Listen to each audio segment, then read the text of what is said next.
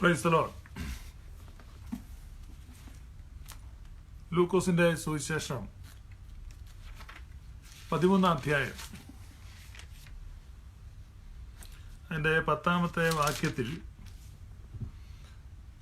ഒരു ശബത്തിൽ അവൻ ഒരു പള്ളിയിൽ ഉപദേശിച്ചുകൊണ്ടിരുന്നു. അവിടെ 18 സംവത്സരമായി രോഗാത്മാവ് ബാധിച്ചിട്ട് ഒട്ടും നിവരുവാൻ കഴിയാതെ കൂനിയായ ഒരു സ്ത്രീ ഉണ്ടായിരുന്നു. യേശു അവളെ കണ്ടെടുക്ക വിളിച്ചു. സ്ത്രീയെ, നിന്റെ രോഗബന്ധനം അഴിഞ്ഞിരിക്കുന്നു എന്ന് പറഞ്ഞ് അവളുടെ മേൽ കൈവച്ചു. ക്ഷണത്തിൽ അവൾ സൗഖ്യമായി. നമ്മളിവിടെ കാണുന്നത് യേശുവിന്റെ ഒരു അത്ഭുതമാണ്. കൂനിയായ സ്ത്രീയെ സൗഖ്യമാക്കുന്നു.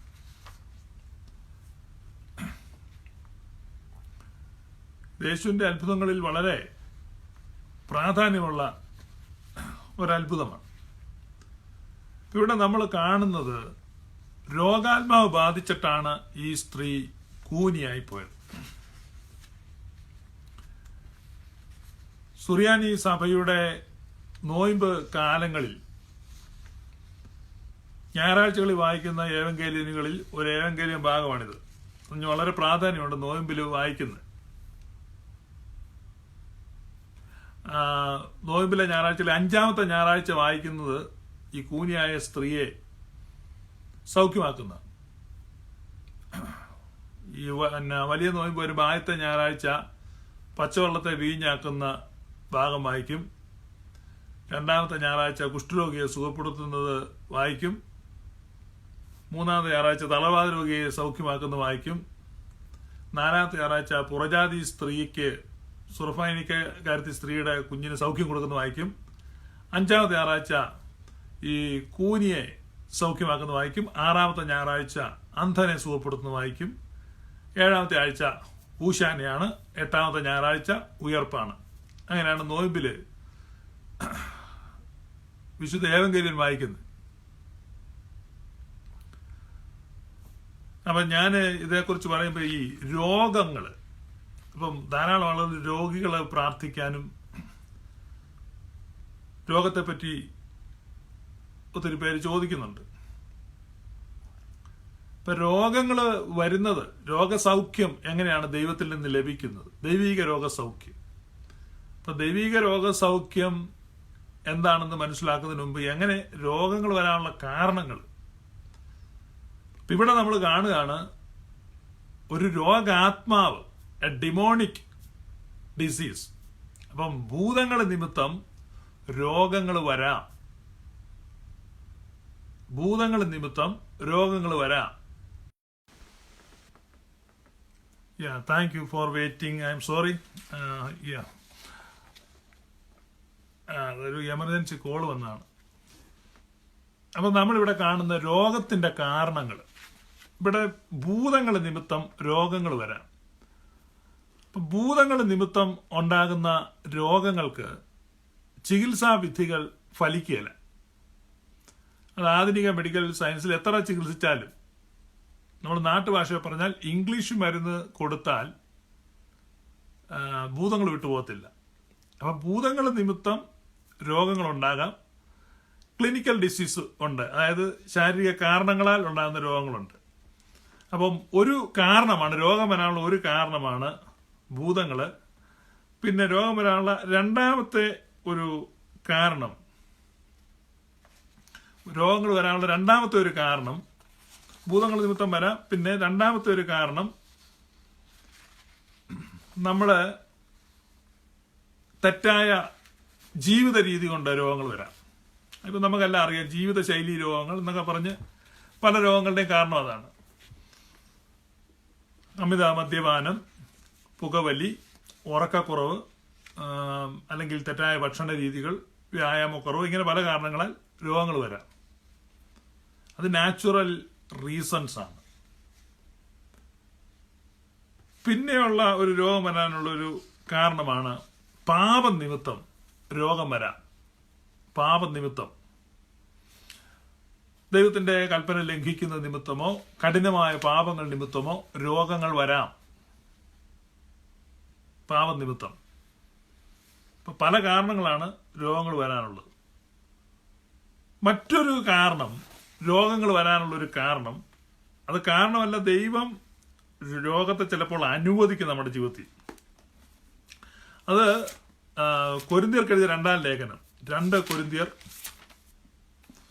1-ാം അധ്യായം 3-ാമത്തെ വാക്യം. മനസ്സലിവുള്ള പിതാവും സർവാശ്വാസവും നൽകുന്ന ദൈവവുമായി നമ്മുടെ കർത്താവായ യേശുക്രിസ്തുവിന്റെ പിതാവായ ദൈവം വാഴ്ത്തപ്പെട്ടവൻ. ദൈവം ഞങ്ങളെ ആശ്വസിപ്പിക്കുന്ന ആശ്വാസം കൊണ്ട് ഞങ്ങൾ യാതൊരു കഷ്ടത്തിലുള്ളവരെ ആശ്വസിപ്പിക്കാൻ ശക്തരാകേണ്ടതിന് ഞങ്ങൾക്കുള്ള കഷ്ടത്തിലൊക്കെയും അവൻ ഞങ്ങളെ ആശ്വസിപ്പിക്കുന്നു. അപ്പൊ ഇതൊരു കാര്യമാണ്. ചിലപ്പം ഒരു കഷ്ടത്തിലിരിക്കുന്ന ആൾക്ക് അതേ കഷ്ടത്തിലൂടെ കടന്നുപോയ ഒരാൾക്ക് കൂടുതൽ ആശ്വാസം കൊടുക്കാൻ കഴിയും. അതുകൊണ്ട് ചിലപ്പോൾ നമ്മുടെ ജീവിതത്തിൽ ഒരു രോഗം വരും. എന്നാൽ ആ രോഗം സൗഖ്യമാകുമ്പോൾ അതേ രോഗത്താൽ അതേ അവസ്ഥയിലൂടെ പോകുന്നവരെ നമുക്ക് ആശ്വസിപ്പിക്കാൻ കഴിയും. അപ്പോൾ ഒരു വിശ്വാസിക്ക് രോഗം വരുമ്പോൾ രോഗസൗഖ്യത്തിന് വേണ്ടി പ്രാർത്ഥിക്കാൻ തുടങ്ങുന്നതിന് മുമ്പ് ഇതേത് കാരണത്താലാണ് ഈ രോഗം വന്നതെന്ന് നമ്മൾ കണ്ടുപിടിക്കണം. രോഗം വന്നതിന്റെ കാരണം, എന്നിട്ട് വേണം പ്രാർത്ഥിക്കാൻ. ചിലപ്പോൾ നമുക്ക് ഒരു രോഗം വരുന്നത് ഇപ്പൊ ഈ ദീനം മരണത്തിനല്ല, ഇത് ദൈവത്തിന്റെ മഹത്വത്തിനാണ്. ഇപ്പൊ യേശു കർത്താവ് പറയുന്നു. അപ്പം ദൈവത്തിന്റെ മഹത്വം എങ്ങനെയാണ് നമ്മുടെ രോഗത്തിൽ വരുന്നത്? നമ്മുടെ രോഗത്തിൽ ആ ദൈവത്തിന്റെ മഹത്വം വരുന്നത് നമ്മൾ സൗഖ്യമാകുമ്പോൾ അതേ രോഗത്താൽ അതേ കഷ്ടതയിൽ ഇരിക്കുന്നവരെ നമുക്ക് ആശ്വസിപ്പിക്കാൻ കഴിയും കൂടുതൽ ഫലപ്രദമായിട്ട്.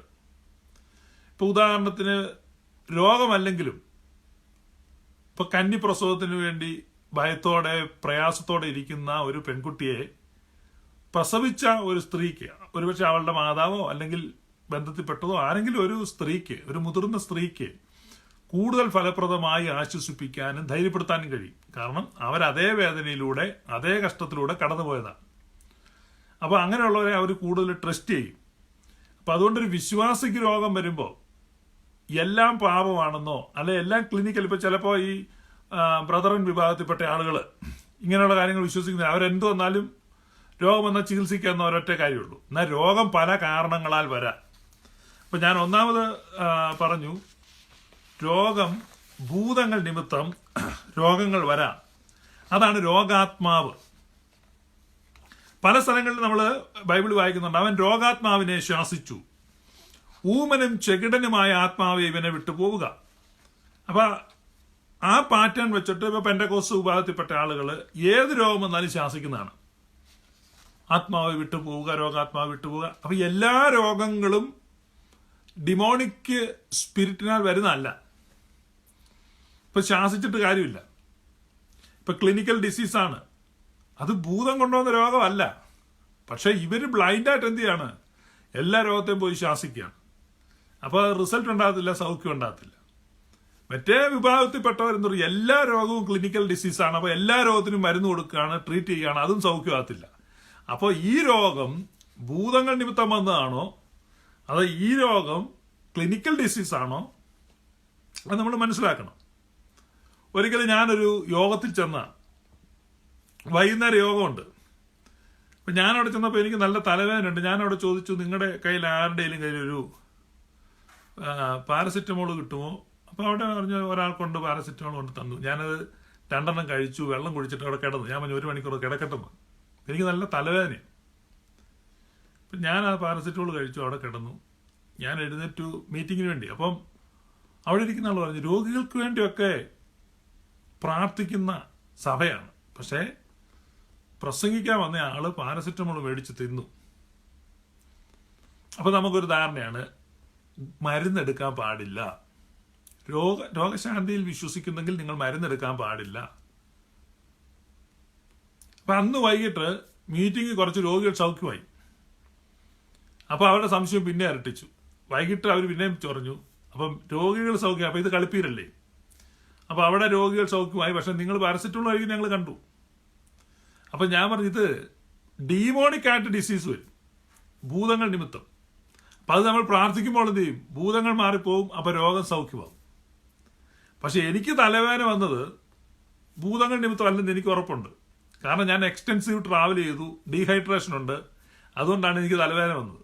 അപ്പം ഞാനതുകൊണ്ട് എന്ത് ചെയ്തു, നല്ലപോലെ വെള്ളം കുടിച്ചു, ഒരു പാരസിറ്റമോൾ കഴിച്ച് എൻ്റെ തലവേദന പോയി. അപ്പം ഞാൻ അന്നേരം ഈ തലവേദന വെച്ചുകൊണ്ട് അവിടെ ഒരു 119 സങ്കീർത്തനം വായിച്ചിരുന്ന് ധ്യാനിച്ച് പ്രാർത്ഥിച്ച് ശാസിച്ചുകൊണ്ടിരിക്കേണ്ട ആവശ്യമില്ല, തലവേദന കൂടത്തേ ഉള്ളൂ. അപ്പോൾ നമ്മൾ ആദ്യം ഈ രോഗം വന്നത് എന്തുകൊണ്ടാണ് എന്ന് നമ്മൾ ചിന്തിക്കണം. അപ്പം ഞാൻ ഒന്നാമത് പറഞ്ഞു, ഭൂതങ്ങൾ നിമിത്തം രോഗങ്ങൾ വരാം, നാച്ചുറൽ കോസസ് നമുക്ക് വരാം. പിന്നെ നമ്മുടെ തെറ്റായ ജീവിത ശൈലി കൊണ്ടോ ആഹാരക്രമം കൊണ്ടോ ഒക്കെ നമുക്ക് രോഗം വരാം. അപ്പോൾ തെറ്റായ ആഹാരക്രമം കൊണ്ട് നമുക്ക് രോഗം വന്നാൽ നമ്മൾ പിന്നെ അത് ചികിത്സിക്കാൻ പോയിട്ടോ അല്ലെങ്കിൽ പ്രാർത്ഥിക്കാൻ പോയിട്ടോ അർത്ഥമില്ല. അത് നമ്മൾ ജീവിതശൈലിയിലോ ആഹാര രീതിയിലോ മാറ്റം വരുത്തണം. അതാണ് തിമോത്തിയോസിനോട് പൗലൂസ് പറയുന്നത്, നിനക്ക് കൂടെയുള്ള ക്ഷീണതയും നിന്റെ അജീർണതയും നിമിത്തം നീ അല്പം വീഞ്ഞു സേവിക്കുക എന്ന് പറഞ്ഞാൽ നിന്റെ ആ ആഹാര ശൈലി മാറ്റം വരുത്തണം. തിമോത്തിയോസിനോട് പറയുകയാണ്. ഇപ്പം ഞാൻ ഈ പറയുന്ന കേട്ടോണ്ട് നിങ്ങളെല്ലാം വീഞ്ഞു കുടിക്കാനോ മദ്യപിക്കാനോ അല്ല ഞാൻ പറഞ്ഞത്. നിങ്ങളുടെ ആഹാരശൈലി നിമിത്തം ഉണ്ടാകുന്ന രോഗമാണെങ്കിൽ പാസ്റ്ററെ കൊണ്ട് തലയെ കഴിപ്പിച്ചിട്ടോ അല്ലെ അച്ഛനെ കൊണ്ട് തലയെ കഴിപ്പിച്ചിട്ടോ കാര്യമില്ല, നിങ്ങൾ അതിൽ മാറ്റം വരുത്തുക. അപ്പോൾ രോഗം വരാനുള്ള കാരണങ്ങളൊന്നും നമുക്ക് ഡിമോണിക് ആയിട്ട് വരാം, പിന്നെ നമ്മുടെ തെറ്റായ ജീവിതശൈലി കൊണ്ട് വരാം, നാച്ചുറൽ കോസസിനാൽ വരാം. പിന്നെ രോഗം വരാനുള്ള ഒരു കാരണം എന്ന് പറഞ്ഞു കഴിഞ്ഞാൽ നമ്മൾ അങ്ങോട്ട് പോകാറാകുമ്പം രോഗം വരാം. എന്ന് പറഞ്ഞാൽ നമ്മുടെ ഈ ഭൂമിയിലെ ജീവിതം തീരാറാകുമ്പം നമുക്കുള്ളൊരു വണ്ടിയായിട്ട് അസുഖം വരാം.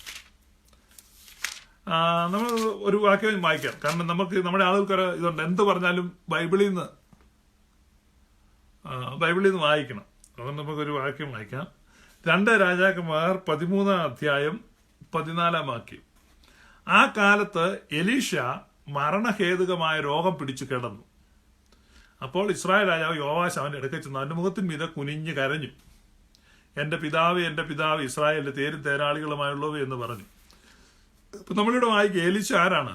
ഏലിയാവിന്റെ ഇരട്ടി പങ്കുള്ളവനും ഒരുപാട് രോഗികളെ സൗഖ്യമാക്കി അത്ഭുതങ്ങളൊക്കെ പ്രവർത്തിച്ച മൈറ്റി പ്രോഫറ്റാണ്.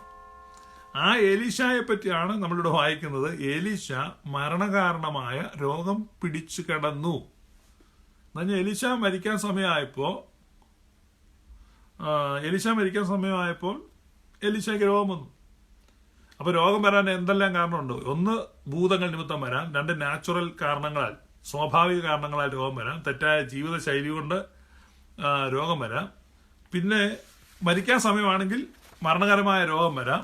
പിന്നെ മറ്റുള്ളവരെ ആശ്വസിപ്പിക്കേണ്ടതിന് നമ്മൾ ഒരുക്കപ്പെടേണ്ടതിനായി ദൈവം ചിലപ്പോൾ രോഗങ്ങളെ അനുവദിക്കാം. പിന്നെ അനുതപിക്കാത്ത പാപങ്ങൾ നിമിത്തം രോഗങ്ങൾ വരാം. അനുതപിക്കാത്ത ഏറ്റുപറയാത്ത പാപങ്ങൾ നിമിത്തം നമ്മൾ അതിനകത്ത് സുറിയാനി സഭയിൽ ഒരു പാട്ടുണ്ട്, നല്ല പാട്ട്. ഈ അടുത്ത കാലത്ത് ആ പാട്ടിന്റെ ഒരു വേർഷൻ മാർക്കോസ് പാടി ഇറക്കിയിട്ടുണ്ട്. നിങ്ങൾ ഈ ഓൺലൈനിലെല്ലാം കിട്ടും. അത് കരുണാക്കടലെ ഞാൻ നോക്കും ദേവാ തനയ.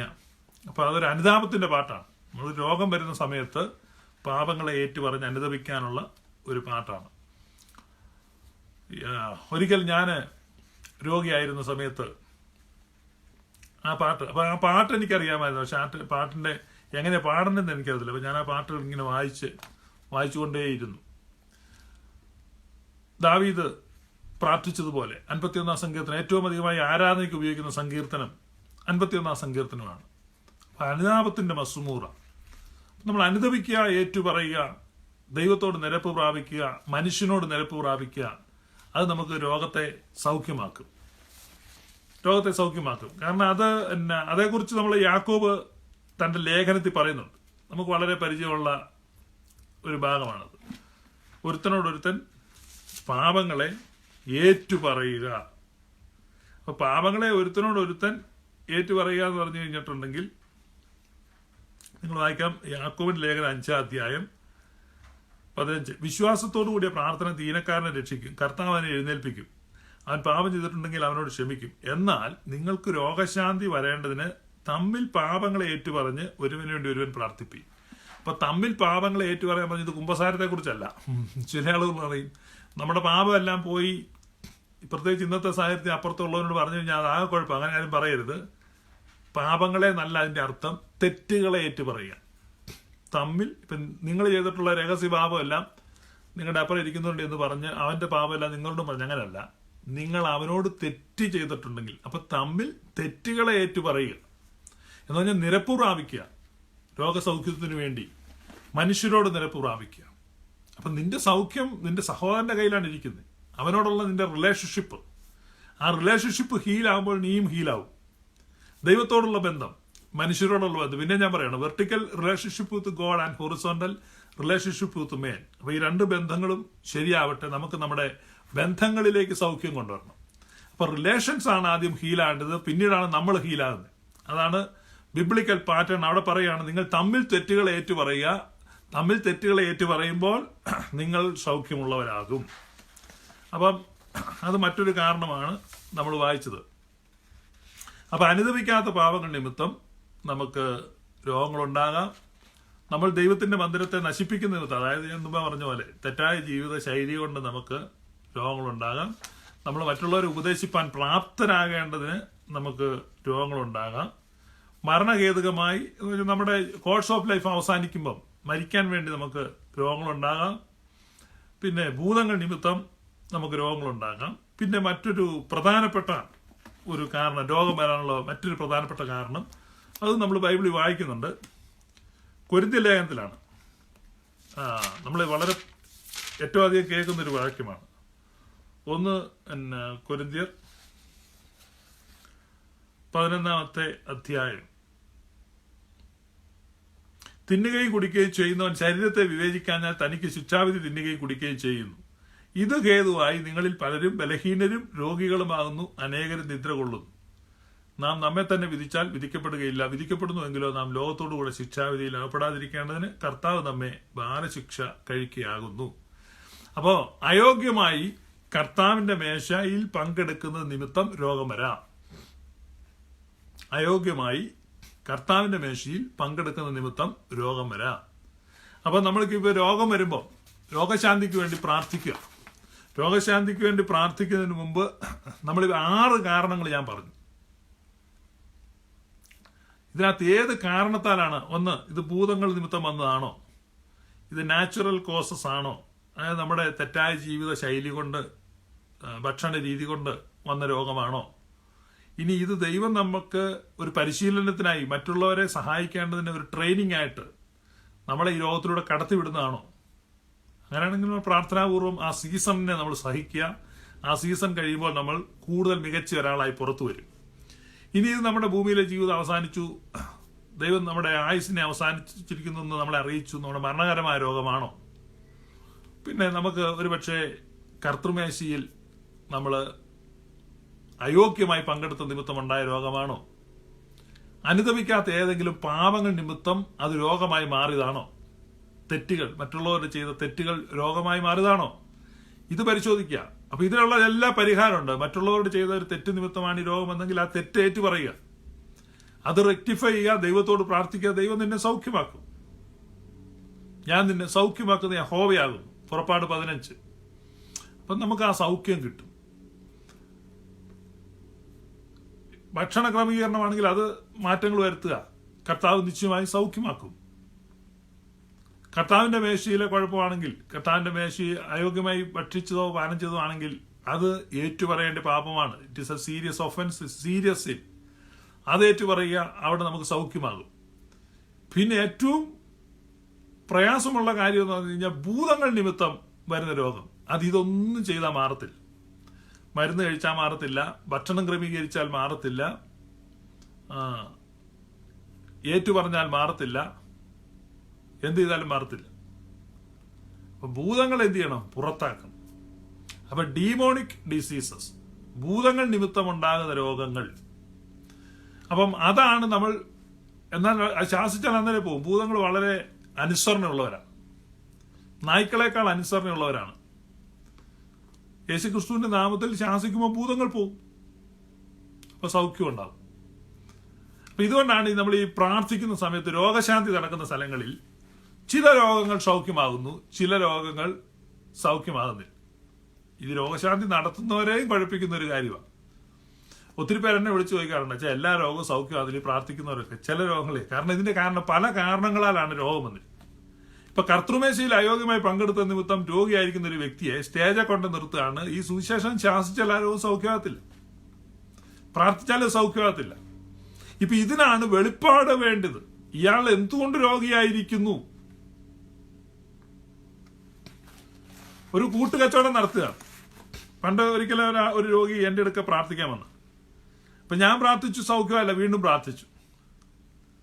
അവസാനം ഞാൻ കാര്യങ്ങൾ തിരക്കി. അപ്പൊ ഇയാൾ നല്ല പണമുള്ള ആളാണ്.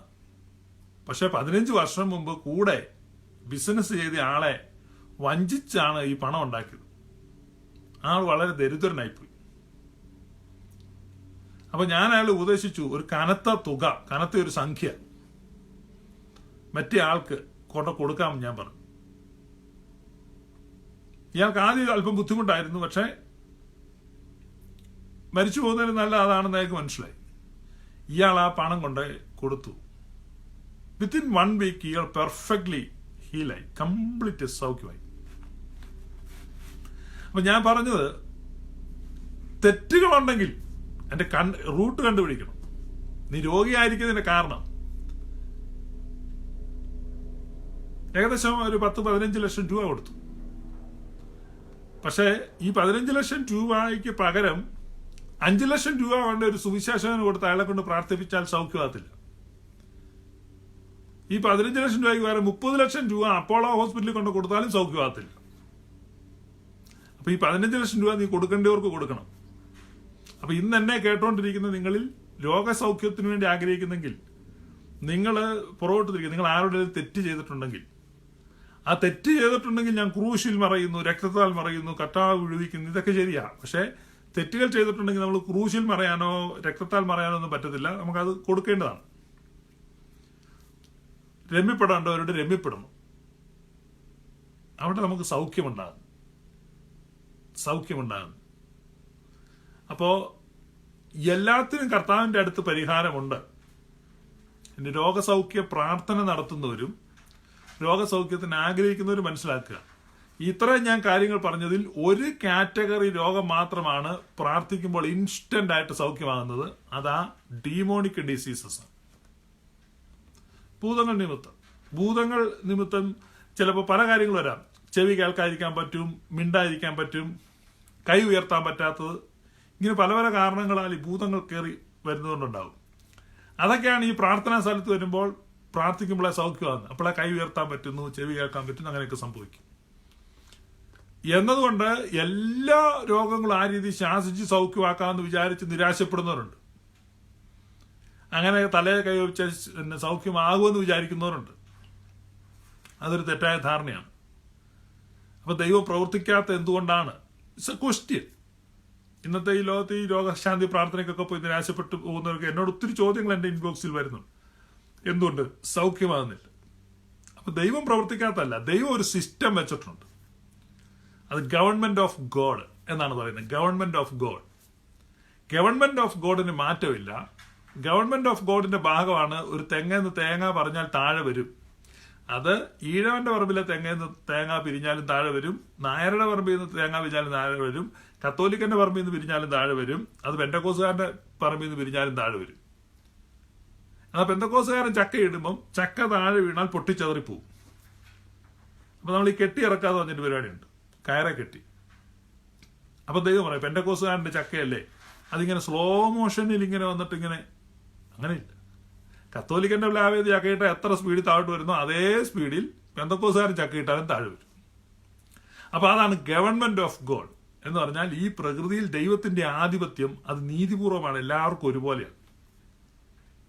പെന്തക്കോസുകാരനും ഒരു ഹിന്ദുവും ഒരേ അളവിൽ മദ്യം കഴിച്ചു കഴിഞ്ഞാൽ രണ്ടുപേർക്കും ഒരേപോലെ അസുഖം വരും.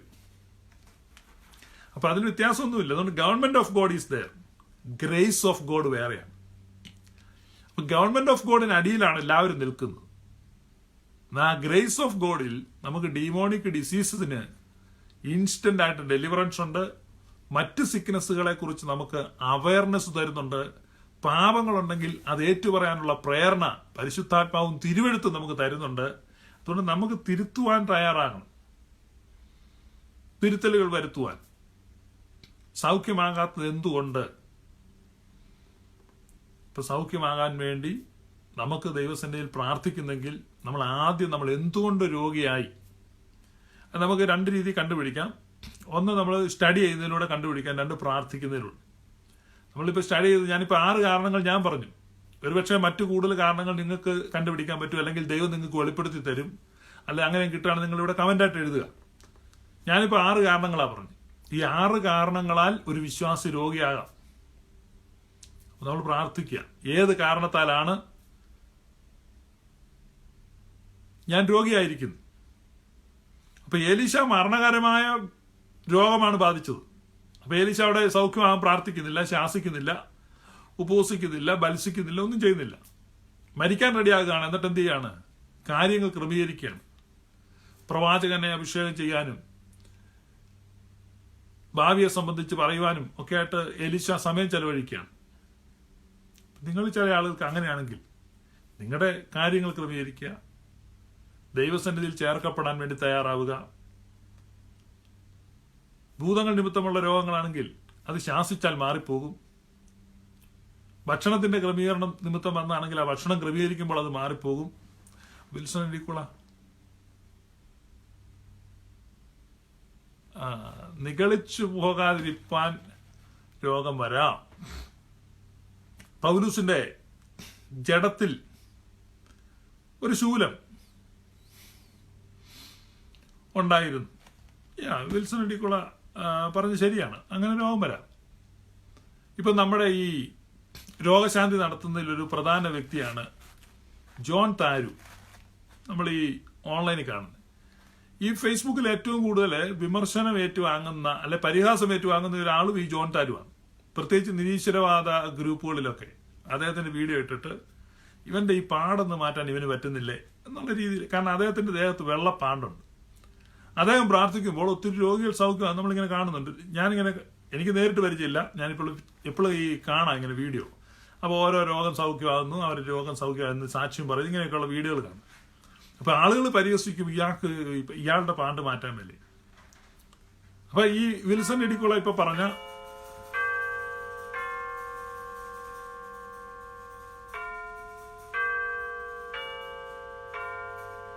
അപ്പൊ വിൽസൺ ഇടിക്കുള ഇപ്പൊ പറഞ്ഞ ആ reason it is applicable to brother John Tharu. കാരണം ജോൺ താരു നടത്തുന്ന അസൗഖ്യങ്ങളുടെ ഒക്കെ കണക്ക് വെച്ച് നോക്കിക്കഴിഞ്ഞാൽ നെഗളിച്ചു പോകാൻ പറ്റുന്ന ഒരു സ്റ്റാറ്റസ് ആണ്. കാരണം ഒരുപാട് രോഗികൾ സൗഖ്യമാകുന്നു.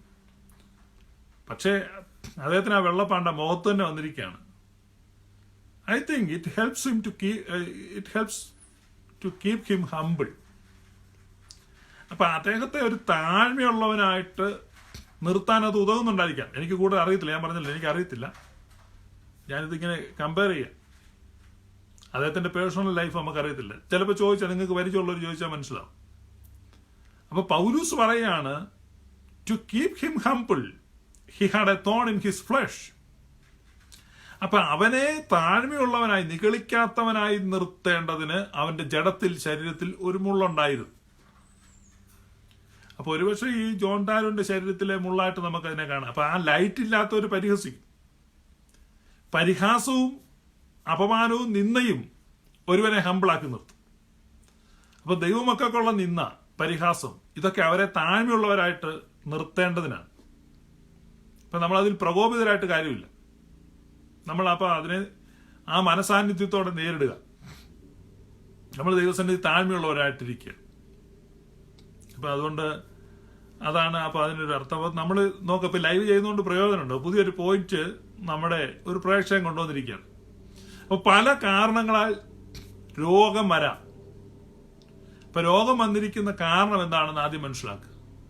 കാരണം എന്താണെന്ന് മനസ്സിലാക്കിയിട്ട് നമ്മൾ ചെയ്യും. അപ്പൊ ഞാൻ പിന്നെയും പറയാണ്, ഈ ഡിമോണിക് ഡിസീസ്, ഡിമോണിക് ആയിട്ടുള്ള ഡിസീസ് വരുമ്പോൾ നമ്മൾ യേശുവിന്റെ നാമത്തിൽ മാറട്ടെ എന്ന് പറഞ്ഞാൽ സെക്കൻഡ് വെച്ച് മാറും. കാരണം ഞാൻ പറഞ്ഞല്ലോ, നമ്മുടെ നായ്ക്കളെക്കാൾ അനുസരണ ഭൂതങ്ങൾക്കുണ്ട്. ഭൂതം പെട്ടെന്ന് വിട്ടുപോകും. ഭൂതം പോകുമ്പോഴേ ഇൻസ്റ്റന്റ് സൗഖ്യമാണ്. അപ്പൊ ഇത് കണ്ടു കഴിയുമ്പോഴേക്കും നമുക്ക് കോൺഫിഡൻസ് വരും. അപ്പൊ നമ്മൾ ചിന്തിക്കും നമുക്ക് എല്ലാ രോഗവും ഇങ്ങനെ സൗഖ്യമാക്കാവുന്നതാണ്. അപ്പൊ പിന്നെ നമ്മൾ എല്ലാ രോഗത്തിനും എന്ത് ചെയ്യും? ഈ പ്രാർത്ഥനയും ശാസനയാണ്. അവിടെയാണ് നമ്മുടെ ഈ രോഗശാന്തി പിടിവാശിക്കാരുണ്ടല്ലോ, നമ്മുടെ TPM പോലെയുള്ള സഭകൾ. അപ്പൊ എത്രയോ റാന്നിയിലൊക്കെ ഒരു 4 വർഷം മുമ്പ് ഒരു കുഞ്ഞ് നല്ല മിടുക്കി പെങ്കൊച്ചോ മരിച്ചൊക്കെ പോയി. പല കേസുകൾ റിപ്പോർട്ട് ചെയ്യുന്നുണ്ട്. കാരണം മഞ്ഞപ്പിത്തം വരുമ്പം അല്ലെങ്കിൽ പനി വരുമ്പം അതൊക്കെ ഒരു ക്ലിനിക്കൽ ഡിസീസാണ്.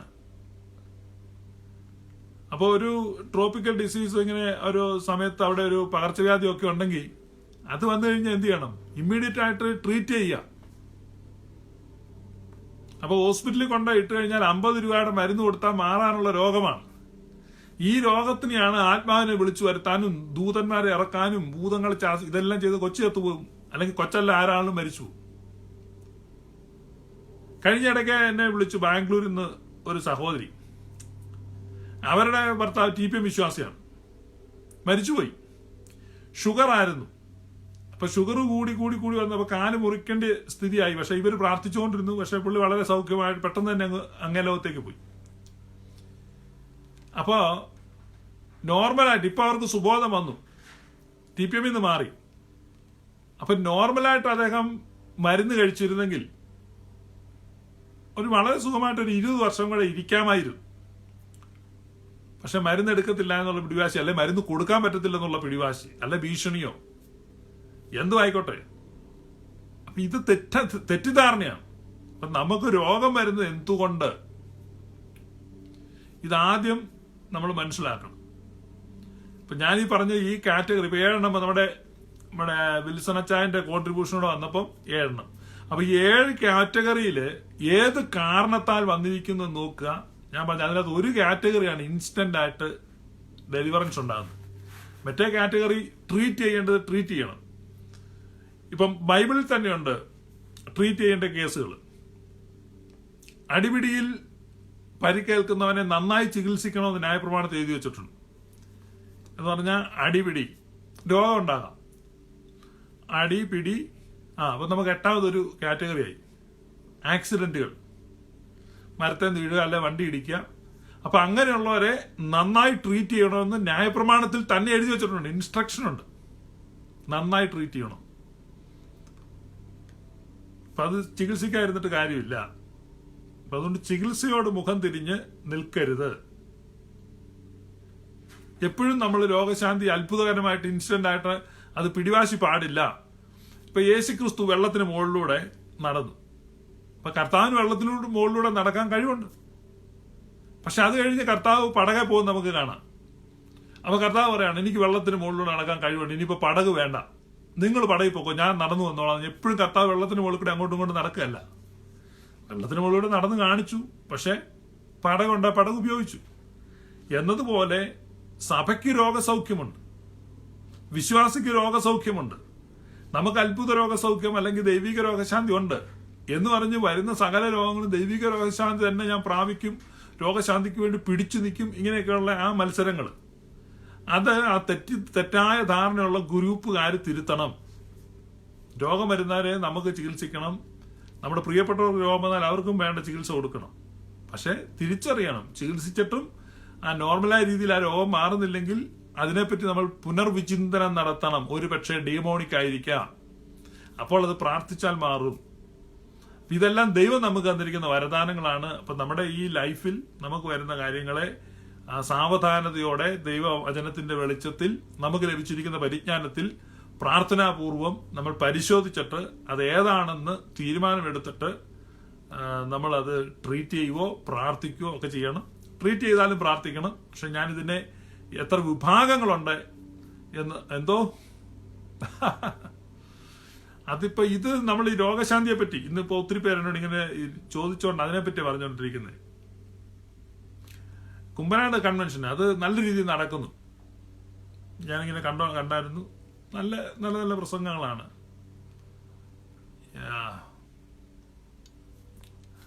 അപ്പോൾ ഇതാണ് നമ്മുടെ രോഗശാന്തിയെ പറ്റിയുള്ള ധാരണ. ദൈവം നമ്മളെ അനുഗ്രഹിക്കട്ടെ. നമ്മുടെ രോഗികൾക്ക് വേണ്ടി നമുക്ക് പ്രാർത്ഥിക്കാം.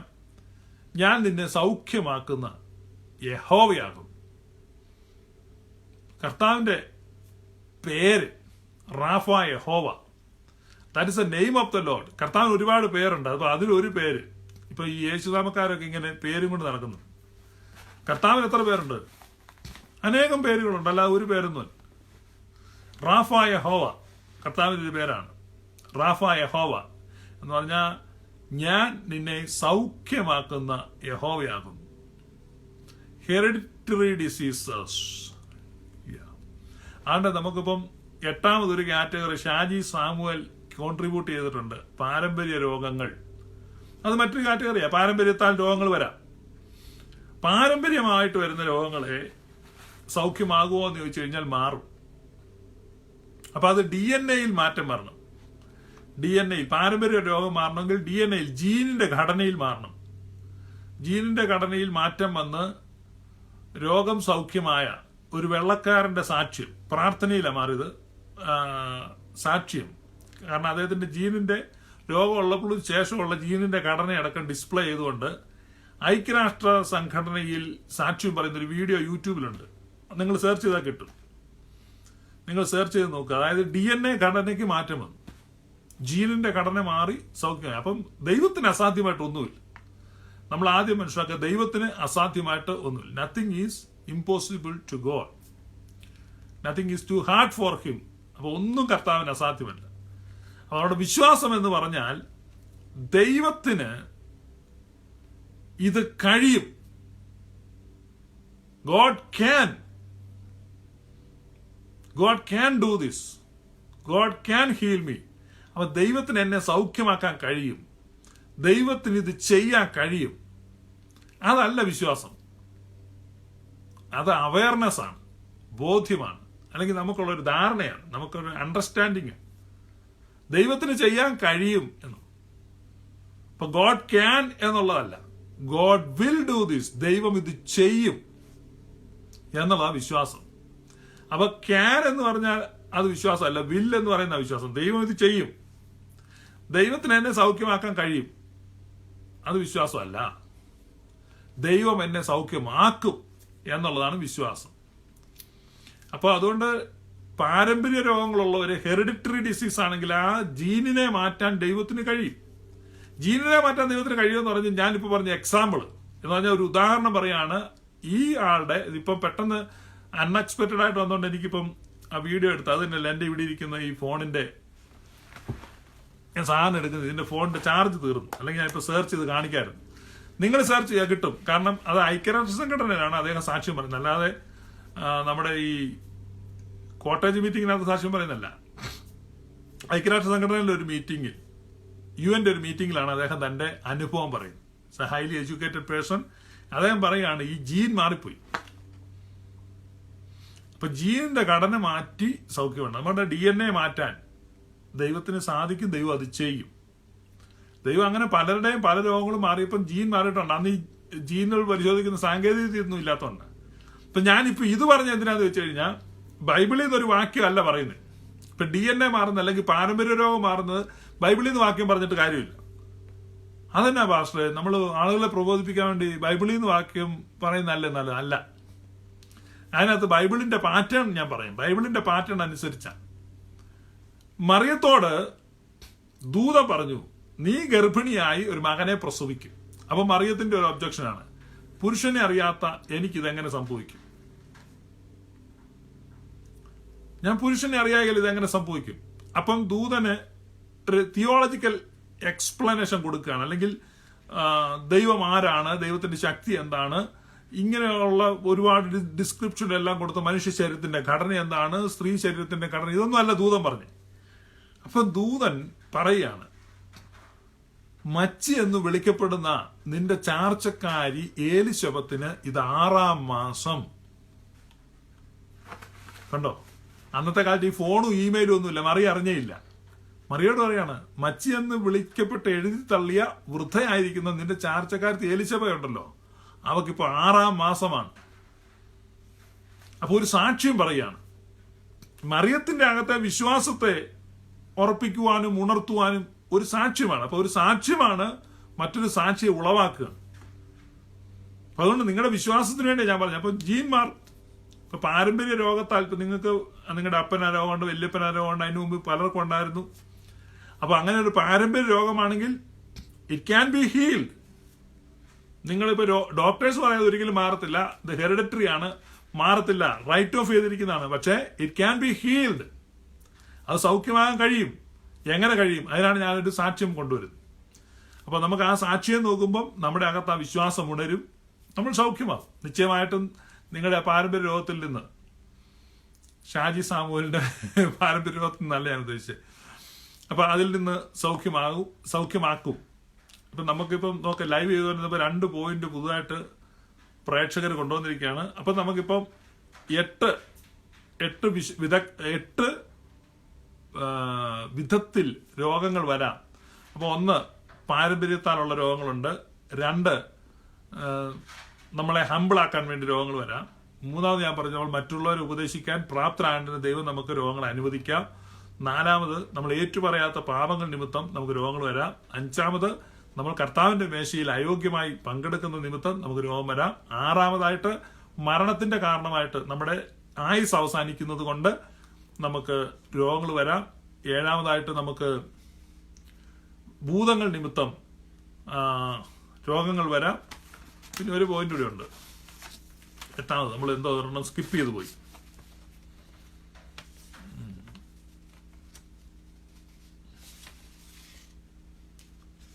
നമ്മുടെ തെറ്റായ ജീവിത രീതി കൊണ്ട് നമുക്ക് രോഗങ്ങൾ വരാം. ഇത്രയാണ് പറഞ്ഞത്, 8 കാര്യങ്ങൾ.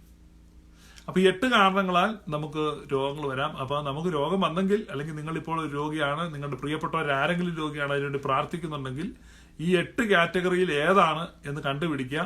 അതിനനുസരിച്ച് ട്രീറ്റ് ചെയ്യേണ്ടതാണ് ട്രീറ്റ് ചെയ്യുക. ലൈഫ് സ്റ്റൈൽ ചേഞ്ചിങ് ആണെങ്കിൽ ആ ചേഞ്ച് വരുത്തുക. പ്രാർത്ഥിക്കേണ്ടതാണ് പ്രാർത്ഥിക്കുക. ശാസിക്കേണ്ടതാണ് ശാസിക്കുക. നിങ്ങളെ കർത്താവ് സൗഖ്യമാകട്ടെ, എത്രയും വേഗം നമുക്ക് സൗഖ്യമുണ്ടാകട്ടെ എന്ന് പ്രാർത്ഥിക്കുന്നു. ഒരുപക്ഷെ സീസണിൽ ദൈവം രോഗം അനുവദിച്ചിരിക്കുന്നതായിരിക്കാം നമ്മളെ ട്രെയിൻ ചെയ്യുവാൻ, നമ്മളെ പരിശീലിപ്പിക്കുവാൻ, നമ്മളെ മികച്ച ഒരു ക്രിസ്ത്യാനിയായി പുറത്തു കൊണ്ടുവരുവാൻ. അങ്ങനെയാണെങ്കിൽ പ്രയർഫുള്ളി നമുക്ക് അതിലൂടെ കടന്നു പോകാം. ആ സീസൺ കഴിയുമ്പോൾ നമ്മൾ പൊന്ന് കൂടുതൽ തിളക്കമുള്ളതായി തീരുന്നത് പോലെ. അപകടം പറഞ്ഞായിരുന്നു ഷാജി, അപകടത്തിൽ വരുന്നവരെ ട്രീറ്റ് ചെയ്യണം എന്നുള്ളത് പറഞ്ഞായിരുന്നു. നിങ്ങൾക്ക് സ്റ്റഡി ചെയ്യുന്നവർക്ക് കാറ്റഗറി ആയിട്ട് എഴുതാണെങ്കിൽ 9 എഴുതാം. ഷാജി എഴുതിയിരിക്കുന്നു 9ാമത്തെ എഴുതാം. സോ ഇതെല്ലാം നമ്മൾ എഴുതുന്നതാണ്. ഇപ്പൊ ദൈവം നമുക്ക് ഇങ്ങനെ പട്ടിക ഒന്നും തന്നിട്ടില്ല. നമുക്ക് വേണം 9 കാറ്റഗറി എഴുതാം.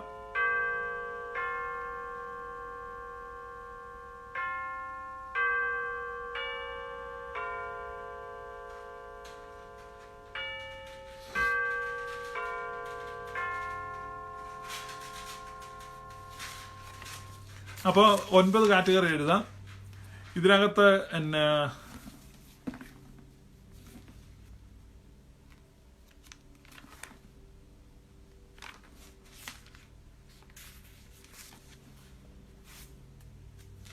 ഞാനൊരു വാക്യം വായിക്കാം.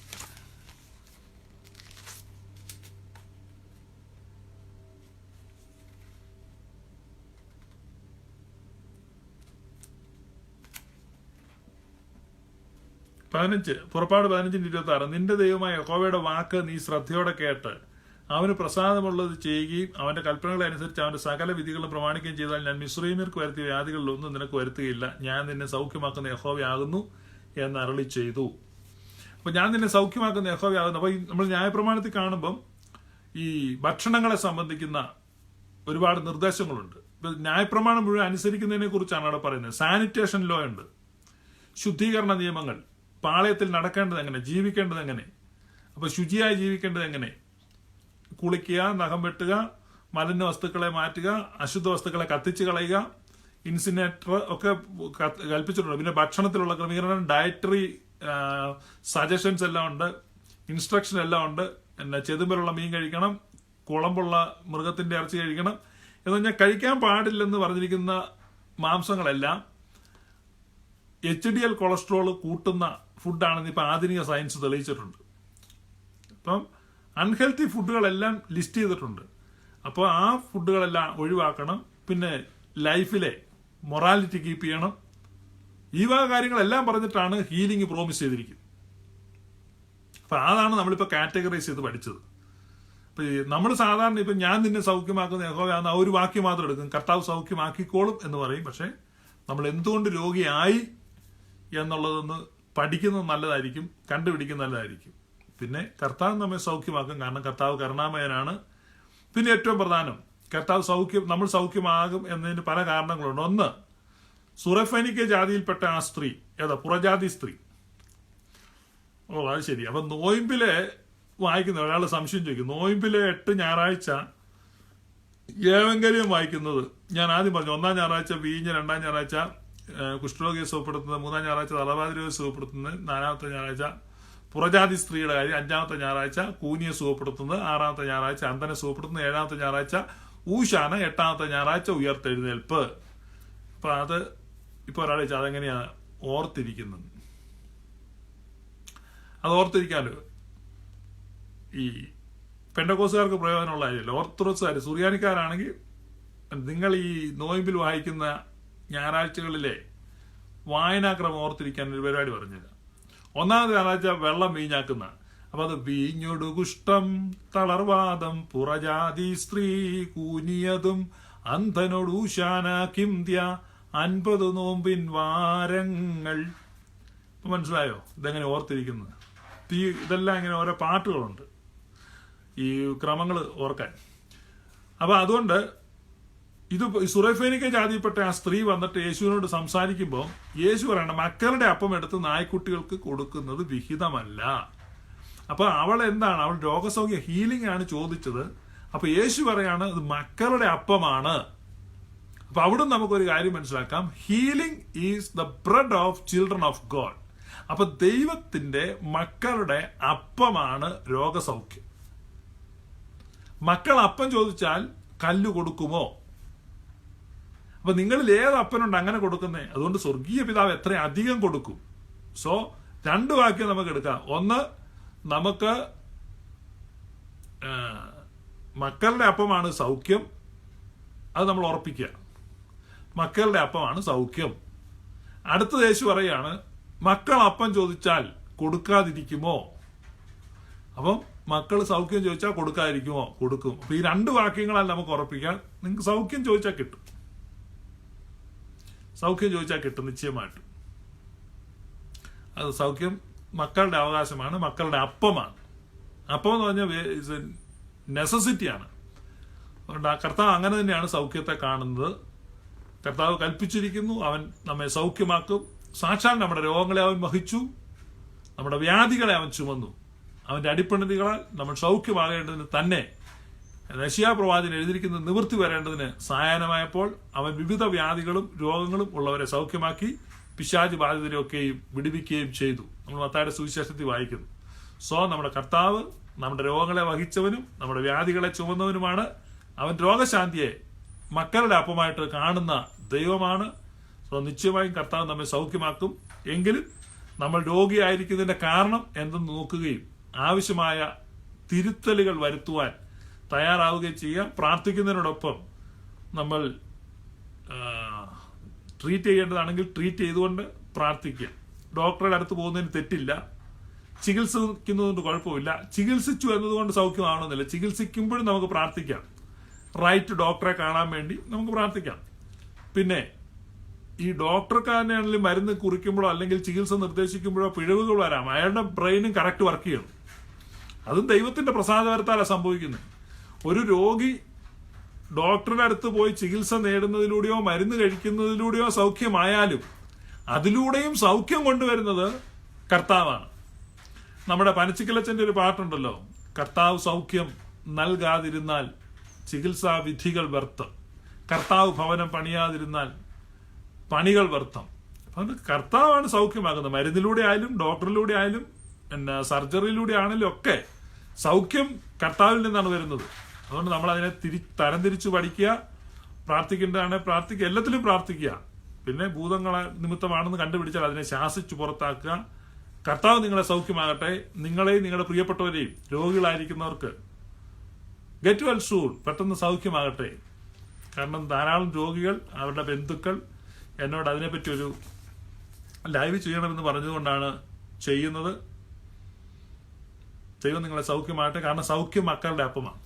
നമ്മൾ അടിസ്ഥാനപരമായിട്ട് മനസ്സിലാക്കുക, യേശുക്രിസ്തു രോഗശാന്തിയെ കാണുന്നത് തന്റെ മക്കളുടെ അപ്പമായിട്ടാണ്. നമ്മൾ അവന്റെ മക്കൾ എന്ന ഒരു പദവി ഉണ്ടെങ്കിൽ ആ അവകാശത്തോടെ, ആ ധൈര്യത്തോടെ, ആ അധികാരത്തോടെ നമുക്ക് കർത്താവിനോട് ചോദിക്കാം, കർത്താവ് എന്നെ സൗഖ്യമാക്കും. പിന്നെ ഞാൻ മുമ്പേ പറഞ്ഞ കാറ്റഗറിയിൽ എന്തെങ്കിലും കുഴപ്പമൊക്കെ ഉണ്ടെങ്കിൽ അതൊക്കെ ഒന്ന് ഏറ്റു പറയാനും ബന്ധങ്ങൾ ഒന്ന് പുനഃസ്ഥാപിക്കാനും ഒക്കെ നമുക്ക് ശ്രമിക്കാം.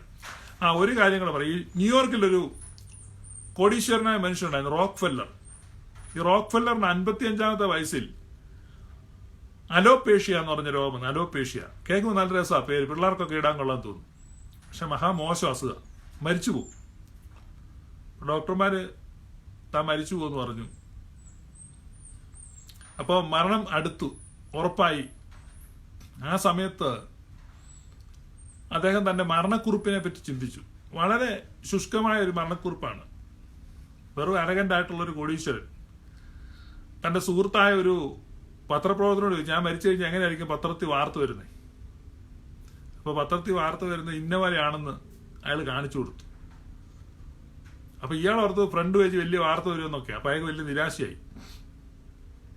അപ്പൊ അയാള് ശേഷിക്കുന്ന കാലം പൊതുജനങ്ങളെ സേവിക്കാൻ തീരുമാനിച്ചു. തന്റെ സ്വത്തിന്റെ നല്ല ഭാഗം ദാനധർമ്മം ചെയ്തു. പ്രത്യേകിച്ച് പഠിക്കാൻ നിവൃത്തിയില്ലാത്ത പാവപ്പെട്ട കുഞ്ഞുങ്ങളെ പഠിപ്പിക്കാൻ വേണ്ടി ഒരു ഫൗണ്ടേഷൻ ഉണ്ടാക്കി.